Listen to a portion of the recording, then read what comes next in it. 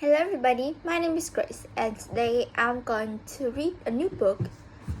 Who is Bill Gates? Well, yesterday I cannot read a book because I had some little connection with the Wi-Fi, so let's read it.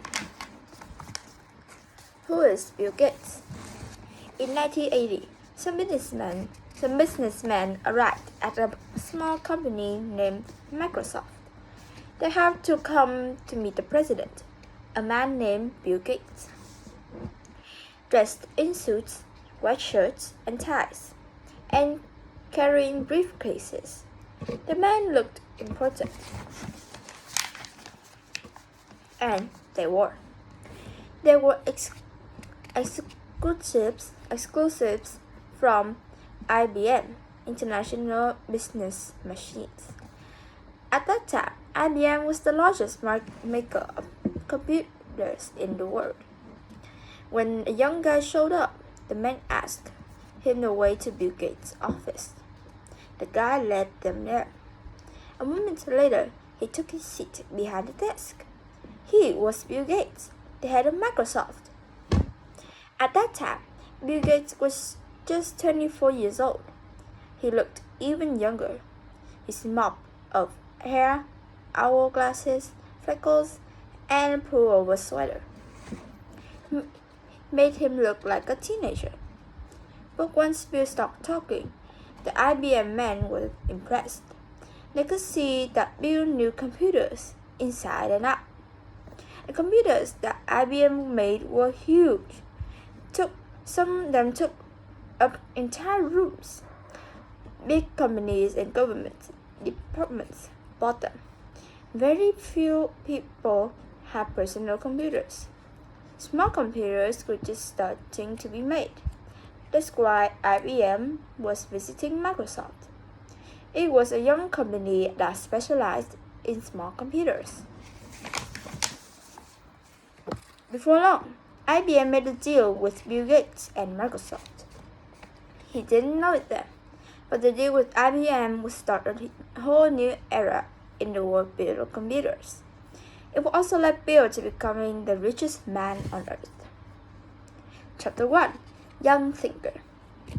William Henry Gates III was born on October 28, 1955, in Seattle, Washington.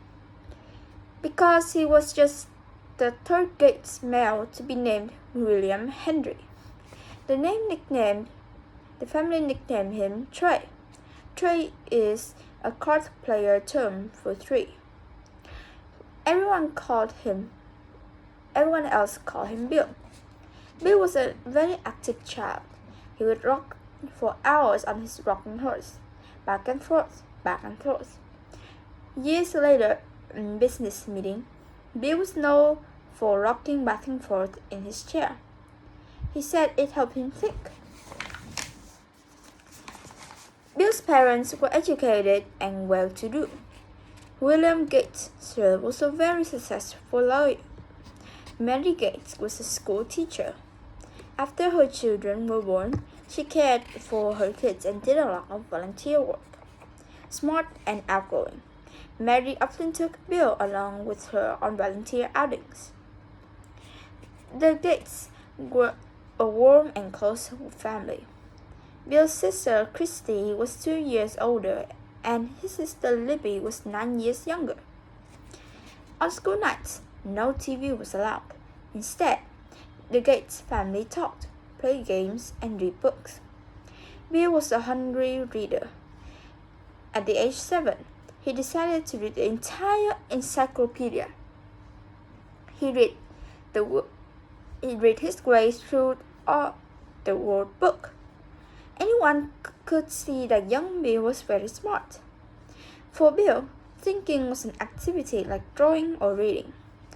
Once the whole family, except Bill, was in the car, ready to go on a short trip. "Where's Bill?" asked Christy. When his mother went back inside and found him, she said, "Bill, what are you doing?" Bill explained. "I'm thinking, Mother."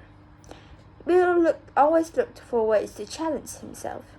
he was left-handed. If he was bored in school, he took notes with his right hand. When he was 11, Bill entered a contest at his church. Any kid who could memorize the Sermon on the Mount got to have dinner at a restaurant at the top famous Space Needle at Seattle. The Sermon on the Mount is a long Bible passage. It would fill 17 full pages in this book. Bill learned it all by heart and amazed the minister. Bill was the only one who didn't make a mistake. I couldn't believe an 11-year-old boy had that kind of mind, the minister said. Bill told the minister matter-of-factly, I can do anything I set my mind to. Winning mattered a lot to Bill. He hated losing at anything. Each summer, the Gates family stayed 2 weeks at the cabin on Hood Canal near Puget Sound. The place was called Cheerio. A lot of other young families went to Cheerio too. Weeks there were filled with fun, sports, and games. Every year, the kids held their own Olympics.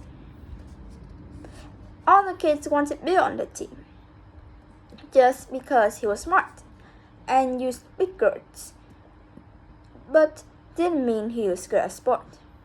Bill was small in size, but he was made up of impure grit. Okay. No matter what he did, Bill gave his all. Bill's favorite sports were the ones which were always moving fast.